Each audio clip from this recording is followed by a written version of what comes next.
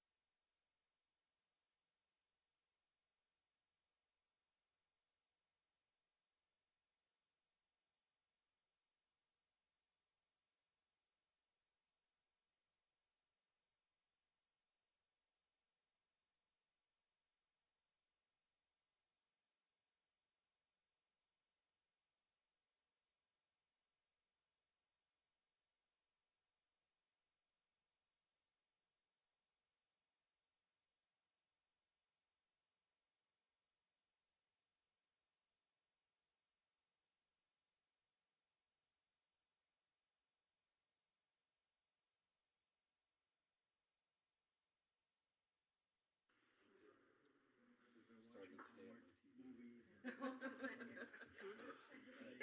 cute this time of year. I've been playing since November 1st. She already has a Christmas tree. Good evening, everyone. This is the City of Dania Beach CRA meeting on November 18th. It is 6:00 p.m.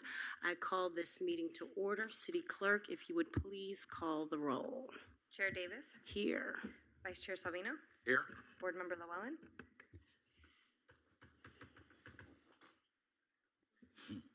King, here. Board Member Ramoli, here. Board Member Ryan, Here. City Attorney Bootsas, Here. Executive Director Sosa Cruz, Here. Chair Yellowcorn. Thank you so much, City Clerk. And now it'll be time for citizens' comments. Do I have anyone from the citizenry that would like to make a comment? Seeing none, we will move on to the administrative reports, and that will be done by Executive Director Candido Sosa Cruz. Thank you, Chair. Good evening, Chair, Vice Chair, board members, and city team here in the audience. Tonight I'll start with the Rebuilding Together program. I'm excited to present that all the homes, part of the home beautification programs, have been worked on, which originally we contracted 40 homes. They've been completed. I'm very excited about that. Next month in December, I'm going to be bringing forward a renewal to their contract so we could commence the new year, 2026, with an additional 40 homes to be worked on under the home beautification program. Under their second program called Safe at Home program, so far they've completed approximately 26 homes, and that's about half the budget. The remaining of the budget, we're going to continue to work with them until the end of the fiscal year, September 30th, which we see probably another 25 to 26 homes to be completed under that Safe at Home program. So next year, we see 66 homes to be completed. Under the economic development part of the admin report, we start with the RMA operational analysis, which they will be completing, presenting later tonight. This has been an in-depth analysis that RMA has done. They've reached out to our community development department, speaking to all of our planners.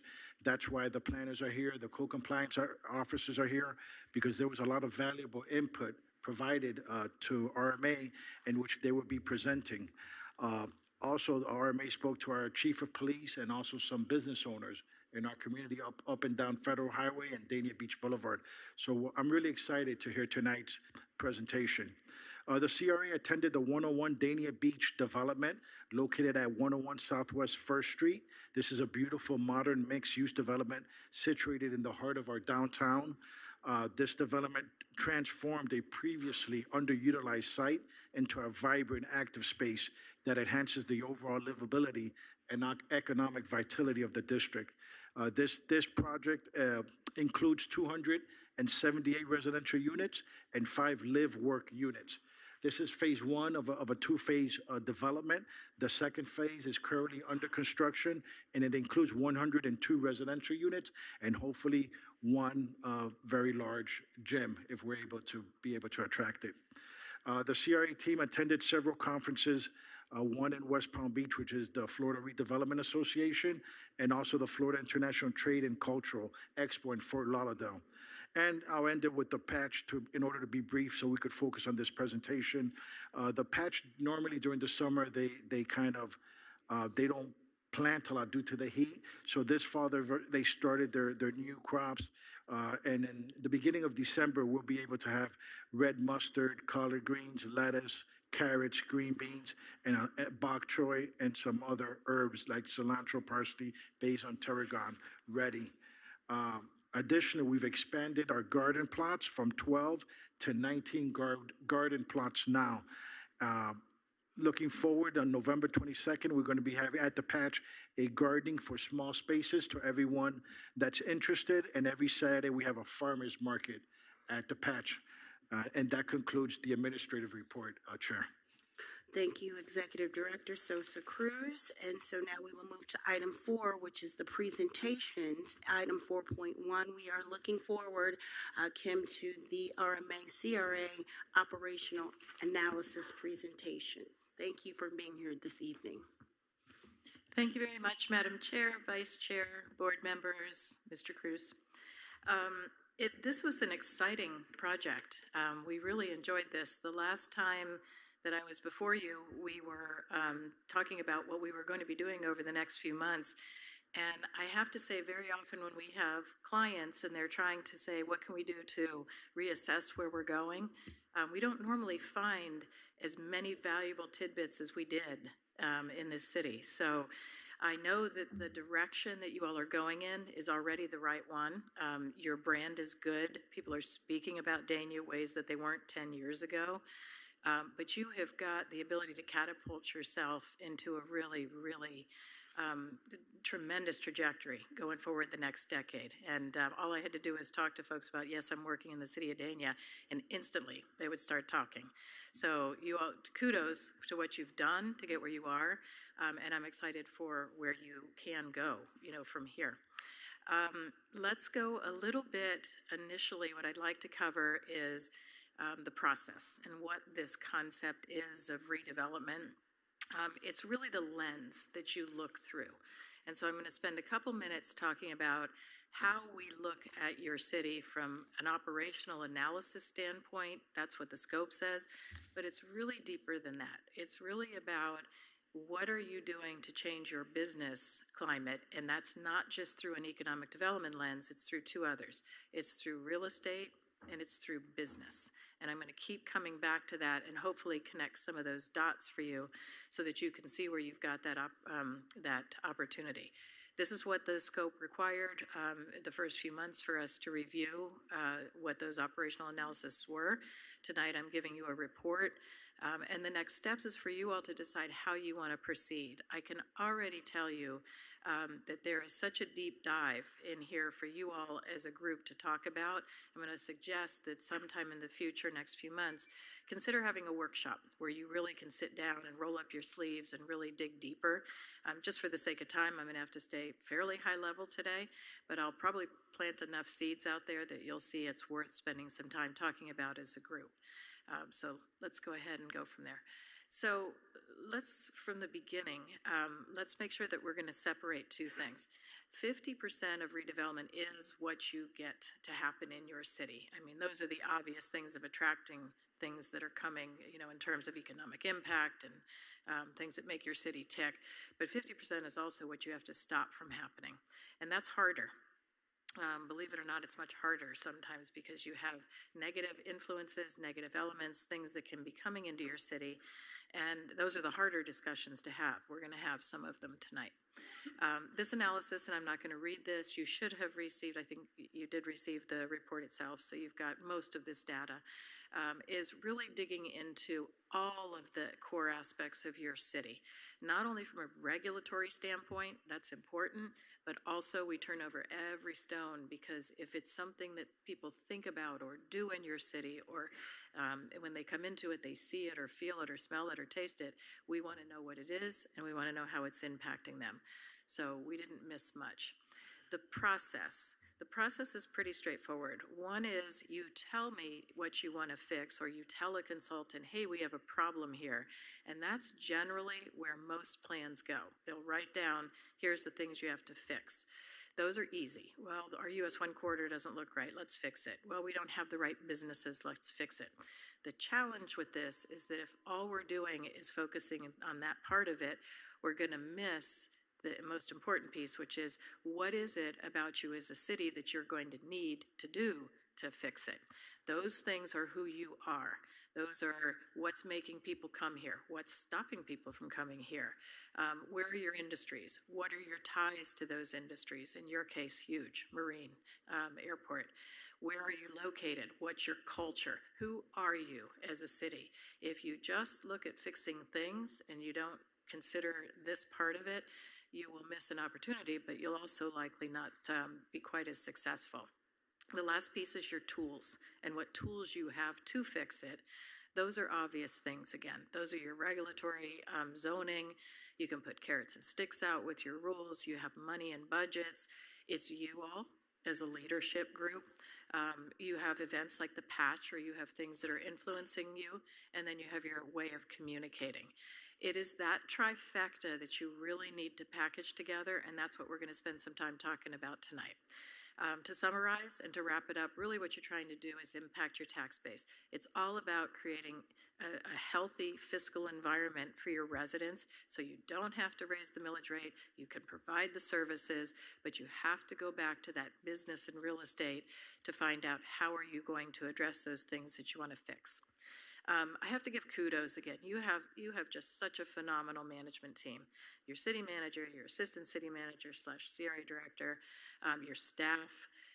You have really got a very, very strong community here with your team, and that's big. Cities that are successful have that, but you all do too, because one of the things that the manager drilled from the beginning into this discussion is your goals and how you're paying attention to your goals. So again, that combination of you all being leaders and setting those goals and your staff effectively following them is working very much in your favor.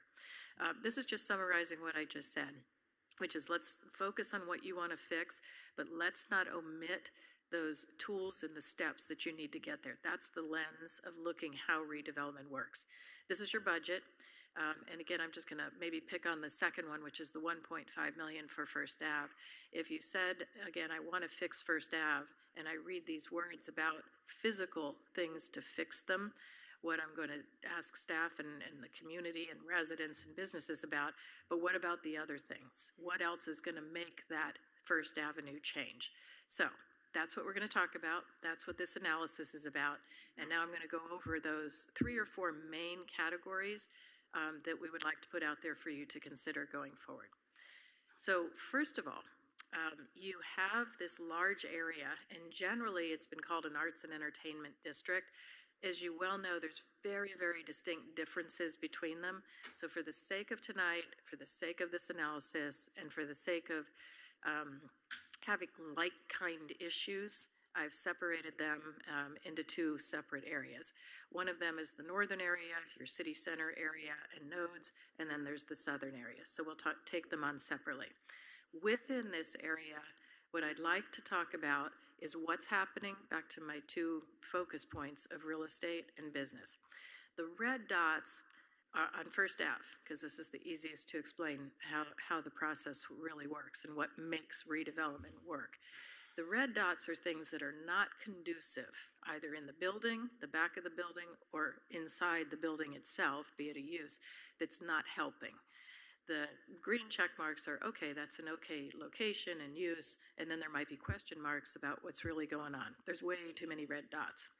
So what you want to do when you have that many things happening that are not conducive, simply doing First Avenue streetscape isn't going to fix it. I'd like you to concentrate on the 3 nodes, and I'm going to pick them off one at a time and from north to south. So the first one, I call it Fish Grill Corner just because geographically and physically, you know where it is, etc. But look at the size of it. It's the northernmost yellow square rectangle, and let's look at what's really happening up there and how you can make it change. So Fish Grill is on the image to the left. The 2 blue areas are the real estate that I would like us to talk about connecting. Inside the square to the right, you have 3 properties, but they're all owned by one individual or one company. The red one is owned by somebody separate. But look to the left, look at all of the vacant land, look at the parking, and look at that one called the Creative Workshop. If you start to come up to 30,000 feet and you start to look at your real estate and what would make somebody want to come here and say, how do I change what's happening inside these businesses, but how do I inspire the businesses to change what's going to make them change? You need to connect some of these dots. If you look at the corridors and the vision on the far right, there's a tremendous opportunity with the combination of the connection between these buildings, but also the connection to the things that are happening in them. Here's a small example. That one little red square was your small little building that faces US 1. Alone, that business is just out there on US 1 all by itself. But when you start to create the connection backwards to the other areas and to the other buildings that we talked about, it can be through signage, it can be through murals. You're now taking that standalone building on US 1 and you're connecting it backwards to where things are happening. The most relevant asset you have is the creative workshop, because what happens in an art and entertainment district? There's crafts, there's activities, there's creativity, there's art, there's things that are happening in this area that are very, very interesting to people, but you have to connect them. And I'm going to go back because I really want to focus again on how you can see the US 1, and changing US 1 on its own won't happen. But when you start to connect how people view the things that are happening and the positive assets you have, you can build off them. So there's an example of how you can connect areas, go to the property owners, talk to them about what's happening in those businesses, and you help frame how their businesses and the vacant lots they have, the parking they have, which way their businesses face, how it can connect to other things. The public will follow you. The public will start to come, and then the public will start to move around and visit businesses. They're going to open businesses, and they'll start to attend things more than they do right now. The second node, this is your most important node. This is the one that has mainly property owned by you. You have the fire station, you have a couple of your cultural assets, the women's center, etc. It's right across from your city hall, your parking garage. But again, you wanted to fix US 1. Let's go back to how to fix US 1. You have Akiba Antiques, which this is a good one because it fronts both US 1 and First Avenue. Anytime that you can connect a business in a building and pull US 1 visual brand and imaging and activity back to First Avenue, now you've created that connection again, and vice versa. The second thing is, just to the north of Akiba, look at all that vacant area. A lot of that is surface parking, and I want you to remember that because later on I'm going to show you an image about screening that right now is in your current plan. But if you look at it through a different lens, you're going to see that you want to, instead of screening, you want to create that connectivity. So opening up this area, and this is your manager's favorite expression, revitalize, energize, maximize. You can hear her and her excitement, how she talks. You all really have an incredible opportunity to literally rethink that entire block that you have. It's one thing when the private sector, like in the fish grill node, when they own it, you have to work with them. But when you own it, you have control. And what you can do with all that land you have and with all the green space and all the cool assets, and you're trying to fix First Avenue and connect it to something like Akiba and businesses that connect to First US 1, now you've got a tremendous opportunity. Think activation. People are not going to come down and just go to a green space. They're not going to go under the trees. Maybe they go in and out of the women's center. Maybe they visit, a little bit of the Frost Museum, or they'll go to different things. You want this space activated. You can activate it in many different ways. One, you could have pop-ups. You could repurpose some buildings. You could add a building. You really are trying to create that sense of place where people want to be. They want to socialize. You have a fire station. You may or may not repurpose your fire station ever, but there's nothing more cool than old buildings, and especially repurposing cool buildings into beer gardens and restaurants and shops. Some of the highest restaurant rental rates come from repurposed buildings. Again, back to activating all of the social spaces and just creating an environment that people want to be in. This isn't even overly attractive, but it draws you. It draws you in, and it says, come here and be active. Here's an example of another city, and they had a back of house on the top left where they had, just like I showed you of Akiba, the back of a building was not activated, but the building next to it, we talked them into doing a restaurant in it. We weren't sure if people would come behind the buildings, and to get the testing done on the top right, we organized events, kind of like you have your day and your after dark. Then there were the alleys that I showed you. You have a lot of these alleys. We tried to gauge whether people would go from these activated little pockets of space through the alleys to the other spaces, and they do.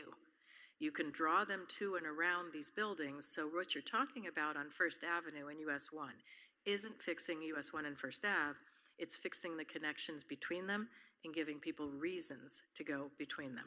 That ended up being a very, very successful restaurant. So you've already got some things going in that direction. You've got the art, you've got a lot of activity. The top right is Calvin Giordano's plan. I would like during your research, if you all would consider during your workshop, look at the movement that's proposed on some of these plans that you've seen before, but also look at how the story I just told you needs to include businesses and real estate. Because just moving things around and connecting things that do not have that activation to them, you're not going to have that same success. There's also here on the right, it's showing businesses or it's showing activity in blocks, but if you don't have things that people want to go to, and on the left you can see all the land and the availability you have to create that environment. Again, I don't think we're going to be quite as successful just plain having the plan that's drawn today. Your activities also, obviously, you want to have them for locals. This isn't just about all new people coming in, et cetera, but you have to have things that are cost effective and efficient that the locals can come, a lot of them free events. Those are good, and they're good to have a lot of them. What you could do is, looking at the other activation things I showed you, is invite private businesses to come in and do pop-ups while you're doing it and get them to move up First Avenue. Fake it till you make it. Create those pockets where people are going up First Avenue, not just going to one place, listening to something, music or food or whatever, and leaving. That's how you can also test what you're doing. Now, an umbrella to that whole real estate activation story is your culture. You have a tremendous base and deep bench of culture, and it permeates a lot of the things you're trying to do with the creative workshop, the arts and entertainment district. You have the assets, etc. But what you also have is you have one of the biggest cultural opportunities with your tie to your Danish brand. And what is not utilized right now is the connection to the Danish brand. The Latin word for Dania is Denmark. So you know you have that brand, you know that you've got the connection to it, but all things Danish that only you can own are really worth digging deeper into. Many of you have heard of Hygge and how, different ways to say it, but this brand that they have in Denmark and the whole concept of Hygge is about well-being, and it's about enjoying time together. It's about people. It's about spending time together. It's a way that people really feel about who they are and where they are. And you have the ability to have all kinds of businesses that recognize that you have a connection to this brand because you're a very, very old city, but you also have that interesting connection that you could really play off of. So if you had the ability to connect those dots a little bit more, a lot of people have Oktoberfests and they have, German festivals and they celebrate that, but you have the ability with Danish woodworkers and pastries and things that are truly a little bit more connected to only you, you can tie it together. We've talked to you before about the city of Oakland Park and how we had branded them as a culinary district before. They didn't have a specific brand, but a culinary brand can grow. You have the ability to grow it not only in culinary areas, but also in other types of businesses. And we'll talk about that later when we get to the marine, etc. So I'm not going to read the whole thing of your brand ideas and your culture, but you really do have a tremendous opportunity to connect a lot of your existing assets with things that are new that you could bring into your discussion. Okay, I'm going to switch courses now and go a little more physical. Again, this is from your Calvin Giordano plan, and they recommended, rightfully so, you have dumpsters, and they're recommending screening the dumpsters. You don't want to look at them. The challenge is if you just block off the dumpsters and you screen it, that whole thing that I just talked about of connecting and how to get people to move into that building in the back that you want them to go into, they're not going to do it. We're creating a barrier to it. I'd rather see you do something like this. This is West Palm, and it's an area called Northwood, very similar, to some of your First Avenue streets. Northwood Road is very similar. You see where the arrow is pointing. That's another street over there, and there's a park back there. So we went to the property owners and said, look, let's change and make the parking lot nice. And even if you don't want to go into any of these stores, at least you feel comfortable walking through it to get to the back. This is on Clematis Street. So same thing, there's something screened, you can't see it in the back, but it's more of a make it beautiful, make people want to walk through it and to it, as opposed to blocking them off from it. So there's some opportunities here to do that. Here's another one where you can go through this parking lot and you're getting back to another larger building back there. And you can see the restaurant and the cafe tables in the front. So a lot of the things that are right now proposed to do some of the renovations on First Ave, perhaps it's worth looking and talking to your property owners and seeing if you can incorporate some of these instead. Your last note, and I'm not going to spend a lot of time on this because it repeats the same thing, is that your Canterbury Square, lots of connections. You can get from US 1 all the way back to First Avenue. You've got lots of little alleys and quaint little things that can turn into cool places that people want to be. Businesses can open up the side of their buildings. A lot of the islands have that. There's a lot of grids in the islands, which are mainly old European kind of buildings, where they've opened up interior buildings and they create value. All of a sudden, your businesses are making more money. So in summary, when you're looking at your city center, what I would really encourage you to do is go revisit, and not just doing something physical on First Avenue or physical on US 1, but really going to those businesses and the property owners and working with them to make these connections so that people want to go there. First of all, you can activate the node that you own a good piece of land on, and then you can start to have activity. Your businesses then will start to turn over, I promise. Okay, let's talk about zoning. The next big area is your zoning. You have a lot of things that have happened in the city in the last few years that are tied to zoning. One is that when there was the additional height that was given in density, and these kind of buildings, that's the Dello, started to come in and took advantage of some of your, not just this one, but took advantage of some of your ability to build higher buildings.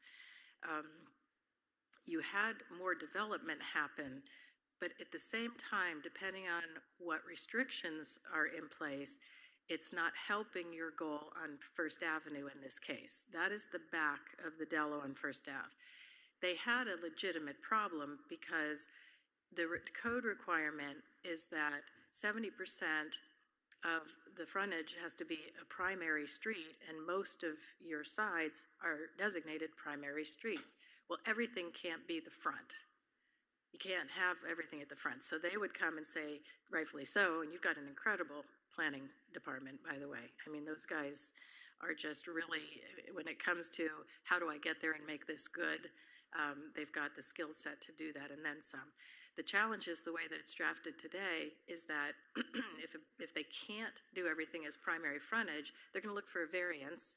And then now all of a sudden on First Avenue, you have a back of house look, and that's where we're trying to take pedestrians and we want the frontage. Something has to give. Then when my understanding, and again, this was a surface dive, not too deep, is that once that incentive was removed, and understanding that height and density and traffic can be very overwhelming for residents, and hey, we don't want that much.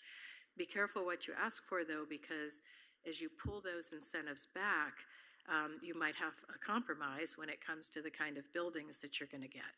So this is a dual whammy that we're getting right now, that the incentive is no longer there, but because of this primary frontage issue, we're not necessarily going to help ourselves on First Avenue.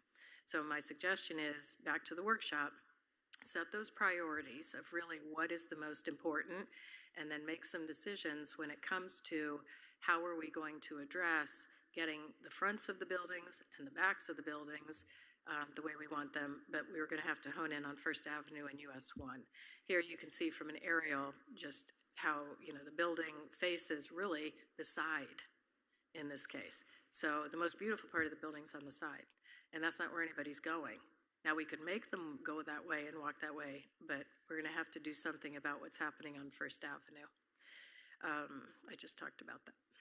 So here's the side, and again, that's their entrance. And a lot of it is the configuration also of the sites, just because of the way they are running, you know, east and west. But that's where I think your planners can really help you go through some options and alternatives to different ways that you could help these developers do the right thing. This is pretty much what I had just talked about First Avenue and really wanting to change, but it's for the record, so you have it here. The other thing is also when you are looking at this height, I would just really suggest that having conversations with the community about what height means is worth having. Sometimes one of my favorite examples is, for the most part, residents, when they see large residential buildings, they think, oh my gosh, hundreds of people were gonna, you know, be jammed up in traffic. And there is a thing that the planning departments sometimes have, that it shows them the traffic counts by use. And one of the largest, if not the largest, unless something's changed in the last couple of years, traffic producers is a convenience store. Now, if a convenience store wanted to come, or a small store, and open here, the public probably wouldn't say much. They might not like it, but they see a big building going up and, oh my God, traffic, and it's the exact opposite. So sometimes it's an educational thing of what it means to have height and density with the impacts that they think are being generated from it, and that's worth a discussion.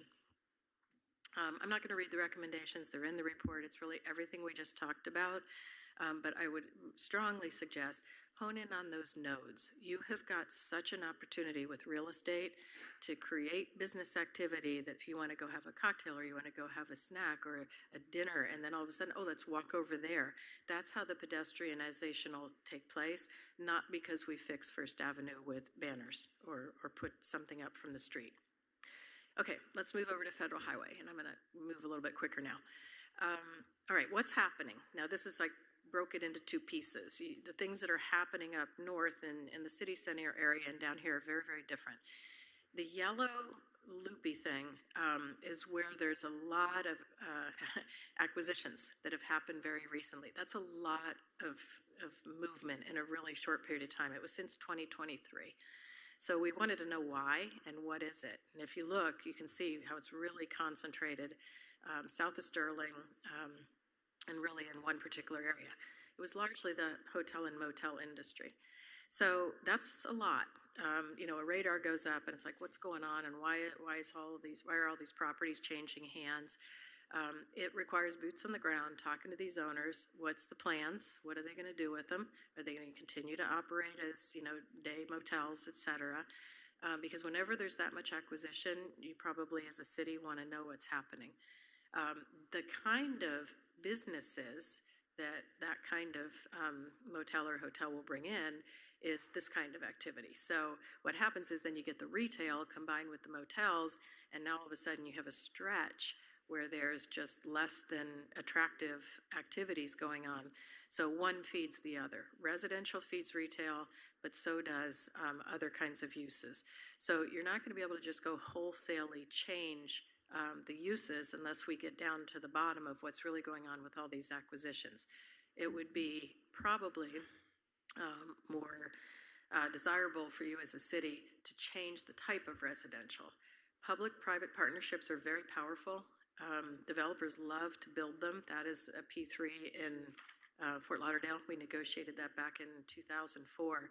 And I think I might have shared this with you last time. In 2004, the city of Fort Lauderdale did not have a designation in their zoning category called mixed use.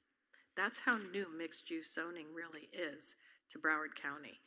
Because when they wanted to build these lofts and they wanted to put the retail on the ground floor, there were some places in Miami that there was buildings where there were two things happening. But right now we all see mixed use everywhere. It's so common. We forget that 20, 25 short years ago, that was not common. So to have an area where you have a lot of motels, low density, small scale things happening, and developers in private sector like to build up, there's very positive residential type uses that if the right incentives were in place, could slowly start to incentivize changing of those uses. Depends what's happening in them and what their intent is. So let's stay on that street and talk about some of the more low-hanging fruit and easy things that have to do more with code enforcement and have a little bit more to do with how your zoning code is written and what you might want to look at. I did not dig deep in this enough to know whether or not the code needs adjustment, but let's talk about the obvious things that you want to do. There's a thing called glazing in planning, which is looking through windows. If you can't look in this case you can't, either they covered them up or you just can't. You generally don't want to go in there, you won't go in there, it's dark at night. If you're walking down there, there's no light emanating out of it. It's very, very important that on a major road like US 1, you require glazing on buildings that face the street. Because if they can just board it up and make it dark, it's not going to help at night. That combined with how narrow the road is, or the walkway is, it makes it worse. Then it's the signage, etc. Here's an example, the top one of a nice facade building, but then they went back to the glazing, and on the right-hand side, you can see they just papered all their windows up, and so they created a blockage. It not only looks, very unattractive, it's just not an appropriate way to allow businesses to function. And you notice that the Pizza Cafe sign and the other sign further down, anytime that you have more than one business in one building, you can require that they have themed signage. Not saying they can't have signs, because signs are very protected, and being able to have businesses advertise is important. But you can say that there are certain requirements having to do with the type of sign, the size of it, the color of it, etc. And it really just starts to clean up the visual blight. It's called the broken window theory, that if something really is broken, the next building down can be broken too, because it just fits right in. You don't want to perpetuate that. This is one of my favorite ones. This is Boca Raton, and you wouldn't think of Boca looking like this, because on one hand, it's okay, it's nice and clean, but there's nothing really special about it. They have the exact configuration you do on US 1. There's a little 5-foot landscape where the trees are. There's a little 5-foot sidewalk, and then they did theme it. They said you're gonna have the same awnings, and you can't see the signs. It's a little further down, but you can see how the consistency and the requirement to keep the windows the same and the awnings the same, etc., really work. Another thing that works here is look at the size of the trees. They're fairly big and they're bulky, and then they put little bushes, little trees in between them. What that does is create a little bit of a sense of safety. And so even though it's just as harsh to have those cars going 45 miles, down US 1, the feeling and the perception of safety is a little bit better. Here's ours. It's not quite the same angle, but you can see we have little skinny trees. We really want to try to get, it's either the county or FDOT, both of them can be a challenge, is to have those thicker trunks. And then you want to try to have some landscaping, and while little lower landscaping helps, just landscaping, excuse me, US 1 alone won't help with the perception of safety as much as that physical barrier of like a bush. So back to what to do on US 1 is go back and mimic a little bit more what Boca did with the really tight, limited area you have. Short of narrowing the lanes, which Boca did do in some places, if you can go down to 10-foot lanes, or at least some of them 10 feet, you can buy another foot or two. But other than that, those are the things that you can do. And look at the facade again. If you had that consistent awning, it would just look a little bit different. So these are the things that we just talked about. I do want to pay attention to bullet number 3 on the left. There is the ability when some property owners who don't want to take care of their buildings, or they don't want to play nice, and they know that if you send code enforcement out and they get a fine, that it's going to sit there. And it really will just keep sitting there. There's not much you can do about it. Maybe you have to go out and pay to fix something or repair, and then you put it on their code tax lien, or you put it on a lien. But at the end of the day, there's not much you can do to them, and they know it. What West Palm did quite a few years ago is they attached the code lien to the property tax bill. And you have the ability to do that. I talked to the attorney for, she's the CRA attorney for Pompano, because she had done that in West Palm and she took it down to that city. You may want to work with your attorneys, explore the idea and the concept of how to do it. You have to set up a separate fund. You have to set up a separate structure to do it. You need a program.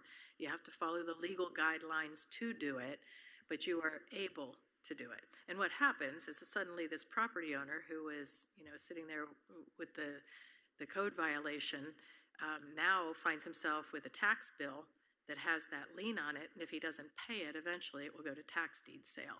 So it's very important to your attorneys, because the attorneys, it's very complicated, and the things you have to do to insulate yourself from it. It's a very bold thing to do because property owners are coming and saying, oh my gosh, how are you doing that to me? Well, because you're not playing, nice with your building. You're not taking care of it. And it really does call the question of them having to step up and do something with their buildings. So that one I would explore further because it is definitely an option for you to look at. Okay, now we're going to switch again to probably your biggest economic opportunities. You know these are not new to you. Obviously your marine and your aviation industry is huge. But what we found out and what we could really focus in on a little bit more is how you're branding your message with these three things. The casino property, and you can see it with this yellow line all the way to the right, is physically right across the waterway to where the marine industry of South Florida has leased land from the city of Fort Lauderdale, and they're working on expanding that whole marine operation and having activity back there. Both of them were very interested in what the other side was doing because there's a tremendous amount of land at the casino. So we went and talked to the casino a couple times. Said, what are you going to do with all that land? And they said, well, we want to do something. We want to build on it. We want to develop something, but we don't know what. So we suggested that they work with you and said, why don't you sit with the city? Because there's all kinds of, here's a public-private partnership at your doorstep. You want the taxes, they want development, they don't know what to do with it, and then you've got the marine industry right there, and they're on the water. You don't want them to just put something back of house in the water back there. You want to activate that because water is valuable. Yachts go on water, yachts go to casinos, yachts go to high-end properties, and all of a sudden you've got this connection. So where you have economic connections, those two words again, between real estate and business, you want to connect them, and that's a big one. So that needs to just go into somebody's to-do box to really keep that dialogue going with those folks because they're very, very interested in each other, and they're very interested in what's happening. You can see the marina in proximity to the casino, and then you can see all the land for where the Marine Association is. In conversations with Phil Purcell, you all know Phil, he called it a blue sky opportunity for Dania. Not just that connection, but he grabbed Dakota into the conversation too, because obviously, and by the way, what a fantastic state of the city you all did. Thank you for inviting me. And I had, the pleasure to watch the mayor, and you did, that was really nice, the tour of going around to different places. And then of course, all of the folks that were there, from your consultants and folks that are working with you and working in the city, that is huge to do that kind of thing where you're telling, the world, hey, we're a city here to do business. So as you've got all of these assets and as you've got Dakota and you've got a Phil Purcell out there singing your praises and connecting these things, that could really be expanded on quite a bit. I'll show you in a minute where you could really rebrand it, connecting it.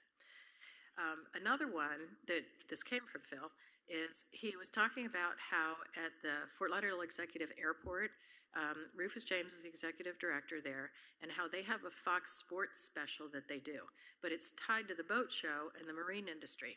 What they do is they have all this activity where they're judging boats, but they want you to recognize the Fort Lauderdale Executive Airport. So you could actually go on that show and you could be promoting Dania. Okay, I'm gonna wrap up. The last section really is just that and all these big activities and these big things coming here. FIFA 2026 is gonna be very, very big. By the way, your Meridian Dania Beach Hotel is the official media sponsor hotel. You've got all these people from the media right in your hotel for the Orange Bowl. I mean, that's big. That's definitely something to have them cater to them. We looked a little bit, we're not going to talk about this really today, but we did look at how the communication is going out, your YouTube channel. We looked at your, this is a video, by the way, which I would encourage us to play at another time. Tonight, time is too short. This is an economic video that another client of ours did. It is fantastic. It made its way all over the world because it was just so well done that you could do like this. We did this collage for you because you really have, no other city has it, that you're crafted for the future and you're inspired by sea and sky. You have the ability to brand your aviation and marine so powerfully in these videos and in this message that all of a sudden you're going to get the architects, the engineers, the designers, the woodworkers in a meaningful way, a little bit more than the communication right now is. We looked at your social media. Obviously all of that can be spruced up a little bit, but I would just suggest again tying it back to your two industries. Finally, I did not make any budget recommendations because, again, I think there was so much here that was bubbling up that you really need to talk further on. The names and the titles in your document that you got are different than this PowerPoint. We didn't adjust them, but we are suggesting that you get redevelopment real estate activity focus coming in your staffing and really hone in more on the business and the redevelopment side of what's happening. And then you'd be in a position at your workshop to realign any of your budget, do some budget adjustments, but really make sure, back to that old adage, any money that the CRA is spending, you really want to make sure that it translates into additional business and activity. And ultimately that translates into impacts on your general fund through your CRA. And with that, I will conclude and be happy to answer any questions. Well, thank you, Kim, for that very thorough presentation and analysis. I will go to my colleagues here. Vice Chair Salvino. Hi, thank you very much, Chair. Hi, Kim, how are you? Hi. I have some questions. As you know, when RMA was here before, there was some questions on certain things. I'm not going to get into all that, but I know that when you're talking about our downtown district and the ideas that we come up with, I still struggle with the back of the buildings where across the street from this building here, that's over here, and how you can dress up that street for that. I'm not going to go through it extensively because I know everybody else got some questions. I'm just bringing those things up. Also, the fact of when we're talking about down by the fish grill, the buildings that are down there and whether they want to be sold or done, I can almost tell you that's like talking to a wall. Because some of the developers that are down there, I know them, I've talked to them, they've made attempts to buy the property, try to help them out, and talked about fixing them up, and it just hasn't happened. So that's just a couple of things that are hard to come by on your presentation because, the ideas are wonderful, but I don't know how you're going to achieve that goal. Do you know what the rent is a square foot for a storefront? That's the common rent for something like what we've got going here? We have in the back a complete. In the back thing? I didn't read it all there's the way like through. 50 pages of economic Okay. analysis. So yeah, it's in there. They're not high. Okay. Okay, so I can get more into it, but those are just some of the things that have come to mind. I was writing down as you were speaking, and I will read the analysis in the back on the rent. I think what happens is that the buildings are not what you stated, which I think is perfectly right, is that they're not attractive buildings to rent. And even though that we have the opportunity and we've got such beautiful buildings going around us, it's hard to have the people go. So it's like one in the town to another to down across the street. It's just different, and businesses don't want to come in with that look. And unless we can figure out a way to change that, I think we're kind of stymied. You're actually probably raising the elephant in the room, which is, will the property owners cooperate? And even if the property owner will the businesses cooperate? It's one of the reasons why I suggested the node that you own so much of, that if you start to prime the pump there, and Akiba sees somebody that's a new business that came in and they're in a pop-up tent and they're making more money than they are, there's all of a sudden a different lens that they start to look through. It's very difficult. It's boots on the ground, hands on, and not all of them will change, but eventually, I think you're hitting the nail on the head as to what the problem is. There's just the chipping away at it that eventually does start to change things. I just hope I don't get too old for it once. Thank you very much. I'm done, Chair. Thank you, Vice Chair. Do I have any other comments from the board? Board Member Romoli. Thank you, Kim. Thank you again for a really good presentation. We briefly spoke earlier, and I think I want to reserve the many, many, many questions and thoughts that I have because we just don't have the time. And I would really strongly encourage this board to really get together and do a workshop very soon while this is fresh in our minds. I think there's tremendous opportunity, but I agree with the Vice Mayor. It's going to be an uphill battle dealing with these property owners. A lot of them are renting space right now, and they're not doing anything to their building. They're actually making their tenants do the work in their building. And that kind of mentality needs to change. And I'm not sure how you get that to change, but that's what we do in a workshop to try to figure out how we can do that. I'm not a strong arm kind of person. I really don't want to strong arm people, but there's got to be some lines of communication that we can open up to encourage them to invest in our city. They're doing business in our city, invest in our city. And I think with the right attitude, the right type of approach, I think we could probably get a majority of our owners to possibly move forward with trying to work with us to do something different with their buildings. So with that, I don't really have any questions tonight. Thank you. Thank you, Board Member Romoli. Executive Director Sosa Cruz. Thank you, Chair. Chair, now that the presentation has concluded, I would like to see if there's consensus to be able to schedule a workshop for February. I'll provide the board several dates, several times, but I do want us to be able to go in and be there 2-3 hours if needed to be able to get all of our questions, to do our homework, have Kim come back and really be able to nail this, to have a solid strategic plan for redevelopment for the CRA. So is there consensus from the board, Chair? Yes, yes, absolutely. And we'll just get some dates together in I February. will share some dates with you, and we'll pick one in February, and we'll come back and have that workshop. But Vice Chair wants to do it on Valentine's Day. But I just want to give you a couple comments, but you guys are all right. This was such an in-depth presentation that it's going to take a lot of sifting through to get to where we want to go as far as the vision is concerned. A lot of this did have to do with somebody being able to put it on their checklist. We really don't have anybody to be able to do that right now. We are completely starting from ground zero with the CRA, and so we really need to be able to spend time in the details.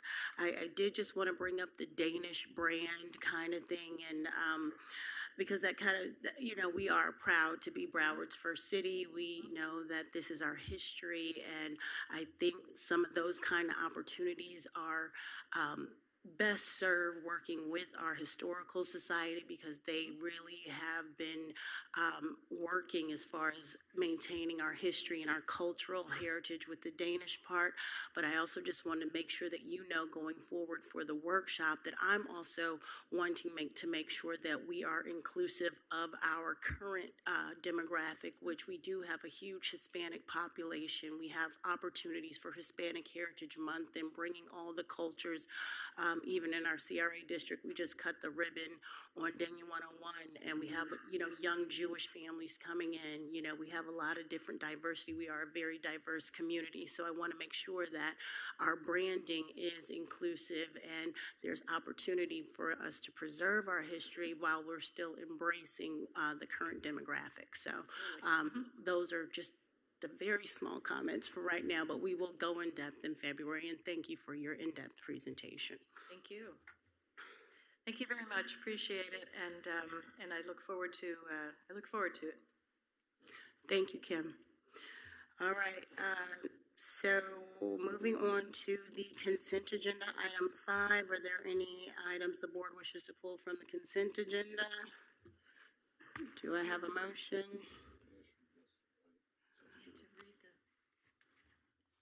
Oh, well, a resolution, I guess I'll read that. You want That's what I was asking. to read the item 3? Yeah. Okay. Would you like me to read it? Go ahead, Eve. A resolution of the Board of Directors of the CRA of the City of Dania Beach pursuant to the requirements of Resolution 2020 CRA 013, which provides that the CRA Board is to approve the creation, modification, and funding of new CRA positions, to authorize the modification, creation of certain CRA positions, providing for conflict, further, and an effective date. Thank you, Eve. Board Member Llewellyn, hold on. I just want to make sure, first of all, that we did read the resolution, but with that, I'll make a motion to approve the consent agenda. Do I have a second? Second. Second from Vice Chair. All in favor say aye. Aye. Okay. Oh, hold on one second. Executive Director Sosa Cruz. Thank you, Chair. I just want, since everyone knows, I just want to say thank you for Michael Chen, our director, for all the hard work he's done. Michael, if you want to come up to the podium, say some last words. Michael has submitted his resignation. He's going to be leaving at the end of the month. November 28th will be his last day. He received, I'm assuming, a great opportunity. And thank you, Michael, for all your work. We did say all in favor. You got it? Okay. Well, Chair, Vice Chair, and board members, I want to tell you what an honor it's been to serve the population of Dania Beach. And it's been a pleasure working with you, and I appreciate your time and your support for me along the way, exploring new things and different ways of doing things. So with that, I will miss you, and I'll miss the people in Dania Beach. Thank you, Michael. And I will just speak to you because I think we actually came in around the same time. And I know how hard you have worked, and you have brought dynamic people to the CRA. And I really appreciate all of your expertise that you've brought, the FERDAP grants, the facade grants, the facade grants, and really making sure the fruitful fields, our community garden. There's just so many things that you've brought to the table, and you will be greatly missed, and your expertise will leave, a hole that we will have to fill, and those are big shoes. So thank you for all of your service, and I am very sorry to see you go. Thank you. Thank you. All right, and then with that, board member, Marie there, discussion and possible action, we have none. Bids and proposals, we have none. Let me put my glasses on. No information items, board member comments, and we will start with board member Llewellyn. In the interest of time, I will waive my comments tonight. Thank you. Thank you, board member Llewellyn. Board member Romoli. Thank you. I'll waive comments as well. Thank you. Thank you, board member. Board member Ryan. Thank you, Chair. I just want to say that presentation by CMA, I appreciate it. It's good to get another set of eyes on the city. So hopefully we can take that information that we have and make some use of it. It's good to see that we are redoing we are working actively with Calvin Giordano on redoing the First Ave streetscape, which is going to make a huge impact in that area that Kimberly was talking about. So looking forward to it. And Director Chen, bon voyage, my friend. It's been great working with you ever since I was elected. You're a good man. You're an insightful man. I appreciate your knowledge, and I appreciate your vision that you had for the city. We definitely accomplished a lot of positive things in the city, and you brought a lot of good ideas to the city. I wish you nothing but luck in the future. Definitely going to miss you, my man. Take care. Thank you, board member Ryan. Vice Chair. That's me. The only comment I have is I do want to express my thanks to you, Michael, for all the work you've done while I've been up here. It's been a joy working for you, and I think of you often, and I know you've done a great job. So, good luck with your new venture. Stay healthy. That's all, Mayor. Thank you, Vice Chair. I've already said my best wishes to you, Michael. So we will, I know, miss you all. And so with that, we will conclude this meeting, and we are right back. I'll give you 5 minutes. We really need to get, because this is a heavy agenda. So 7:05, we will be back starting at the commission meeting. Thank you so much. Meeting adjourned.